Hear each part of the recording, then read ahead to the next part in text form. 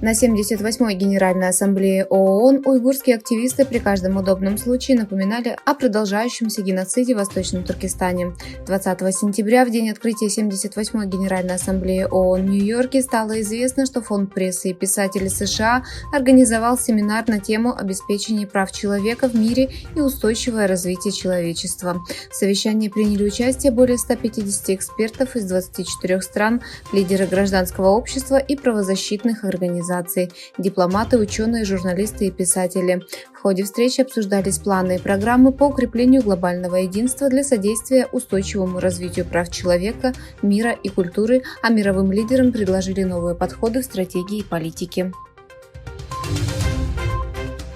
Уйгурское движение осудило приговор, вынесенный известному уйгурскому профессору Рахиле Давуд, которая была приговорена к пожизненному заключению. Уйгурское движение заявило, что глубоко обеспокоено недавними новостями о том, что уважаемый уйгурский ученый профессор Рахиле Давуд была приговорена к пожизненному заключению, отметив, что китайское правительство впервые официально признало факт пожизненного заключения Рахили Давуд. Профессор Давуд является важной фигурой в уйгурских академических кругах и уважаемым экспертом по уйгурской культуре и фольклору. Она написала множество публикаций, читала лекции по всему миру, проливая свет на различные традиции уйгурского общества.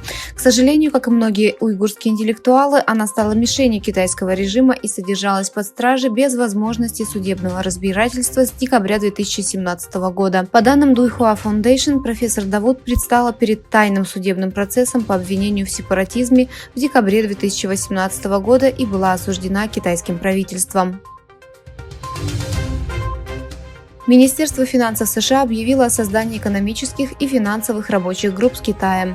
Эти группы будут служить важными площадками для информирования об интересах и проблемах Америки, содействуя здоровой экономической конкуренции между двумя странами на равных условиях для американских рабочих и предприятий и продвижения сотрудничества в борьбе с глобальными вызовами, заявила министр финансов США Джанет Йеллен.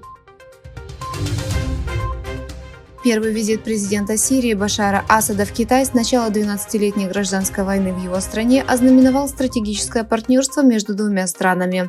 В китайском городе Ханкоу, куда Башар Асад прибыл для участия в церемонии открытия азиатских игр, он встретился с председателем КНР Си Цзиньпином. По итогам встречи лидеры объявили об установлении стратегического партнерства между двумя странами.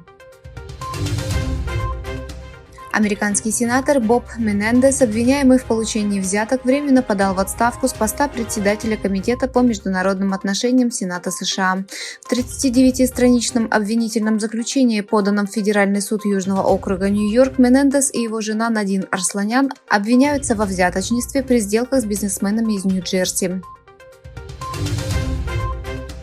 Сообщается, что США, Южная Корея и Япония примут решительные меры против возможной сделки по продаже оружия между Россией и Северной Кореей.